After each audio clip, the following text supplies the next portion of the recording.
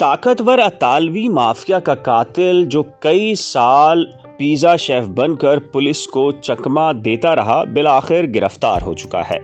جی ہاں، اٹلی کے مافیا کا سزا یافتہ قاتل جو 2006 سے مفرور تھا، کم از کم 3 سال تک فرانس میں نہ صرف کھلے عام پیزا شیف بن کر رہا بلکہ اخبارات کو انٹرویو بھی دیتا رہا۔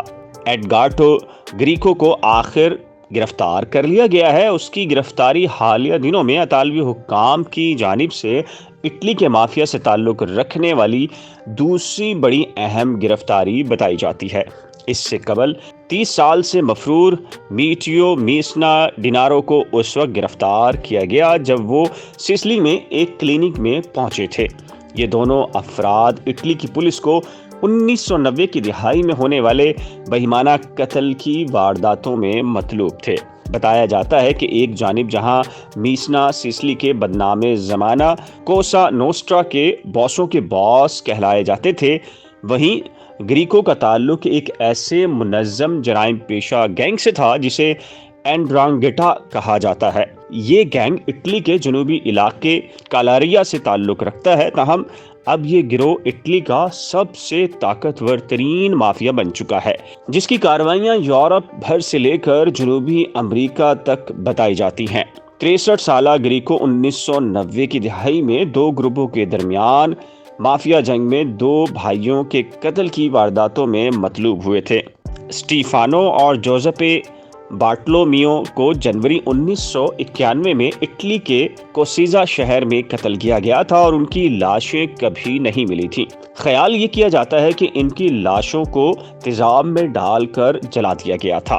گریکو کا تعلق ان کے مخالف گینگ سے تھا اور ان پر اس الزام کے ساتھ ساتھ اسی سال ایک اور شخص کو بھی قتل کرنے کا الزام عائد کیا گیا۔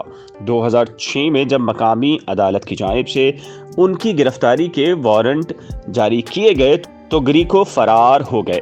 8 سال بعد وہ فرانس کے شہر لیون کے جنوبی مغرب میں واقع سینٹ اٹینے شہر میں نمودار ہوئے اور اطالوی ریسٹورنٹ میں پیزا بنانے کی نوکری حاصل کر لی۔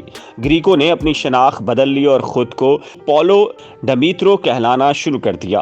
گریکو نے جو نام استعمال کیا وہ شخص بھی اٹلی کے جنوبی مشرق کا ایک مجرم تھا۔ اس وقت تک ان کے خلاف اطالوی عدالت سزا سنا چکی تھی اور ان کے خلاف یورپ میں وارنٹی گرفتاری بھی جاری ہو چکے تھے۔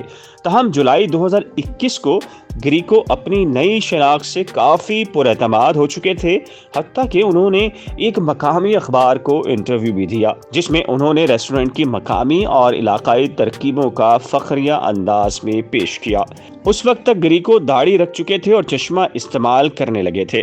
اخبار میں ان کو پیدائش کے اعتبار سے اطالوی لکھا، لیکن ساتھ ہی یہ کہا گیا کہ دل سے وہ فرانس کے اس شہر کے مقامی بن چکے ہیں۔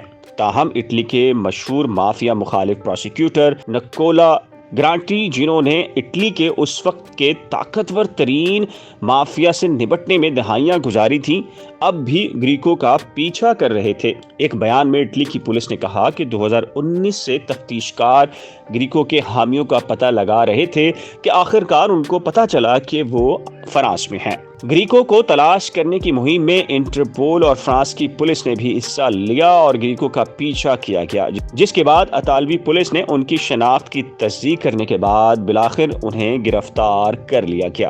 اطالوی وزارت خارجہ نے اٹلی کے بدترین مجرموں میں سے ایک کی گرفتاری پر پولیس کو شاباش دی، جبکہ کالابریا خطے کے سربراہ نے کہا کہ اس گرفتاری سے منظم جرائم کی دنیا کے خلاف حکومت کا عزم ظاہر ہوتا ہے۔